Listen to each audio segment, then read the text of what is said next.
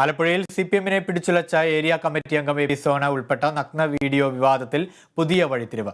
ആലപ്പുഴയിലെ CPM നേതാവ് A P സോനയ്ക്കെതിരെ ലൈംഗിക പീഡന പരാതി നൽകിയിട്ടില്ലെന്ന് പരാതിക്കാരിയായ യുവതി.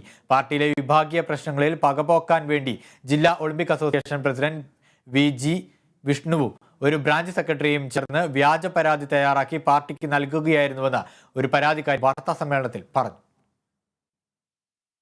പാർട്ടി കമ്മീഷൻ കണ്ടെത്തലിന്റെ അടിസ്ഥാനത്തിൽ എ പി സോണയെ പുറത്താക്കി 1.5 മാസത്തിന് ശേഷമാണ് ഈ പരാതി തന്നെ വ്യാജമാണെന്ന ആരോപണവുമായി പരാതിക്കാരിൽ ഒരാൾ പരസ്യമായി രംഗത്ത് വരുന്നത്. സോണയ്ക്കെതിരെ സാമ്പത്തിക പരാതി മാത്രമാണ് നൽകിയത്. ഇത് വിഷ്ണുവും ബീച്ച് വാർഡ് ബ്രാഞ്ച് സെക്രട്ടറി മാവോയും ചേർന്ന് ലൈംഗിക പരാതിയാക്കി മാറ്റി പാർട്ടി നേതൃത്വത്തിന് കൈമാറുകയായിരുന്നു. പാർട്ടിയിലെ വിഭാഗീയ തർക്കങ്ങൾക്ക് തന്നെയും മകളെയും കരുവാക്കിയെന്നും ഇവർ പറയുന്നു.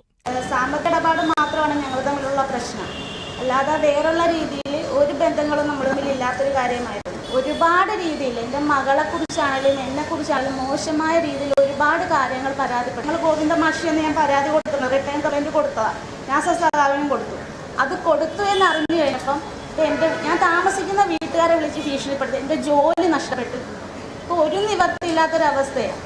സോണയുടെ 2 സഹോദരന്മാർക്കൊപ്പമായിരുന്നു പരാതിക്കാരി വാർത്താസമ്മേളനം നടത്തിയത്. നിയമ നടപടികളുമായി മുന്നോട്ട് പോകാനാണ് ഇവരുടെ തീരുമാനം. 3 മാസം മുമ്പാണ് CPM-നെ കടുത്ത പ്രതിരോധത്തിലാക്കിയ നഗ്ന വീഡിയോ വിവാദം ആരംഭിക്കുന്നത്. CPM Alappuzha south area committee അംഗം എ പി സോണ പാർട്ടി അനുഭാവികൾ ഉൾപ്പെടെയുള്ള സ്ത്രീകളുടെ നഗ്ന ദൃശ്യങ്ങൾ പകർത്തി ഫോണിൽ സൂക്ഷിച്ചു എന്നായിരുന്നു പരാതി. Kerala vision news, Alappuzha.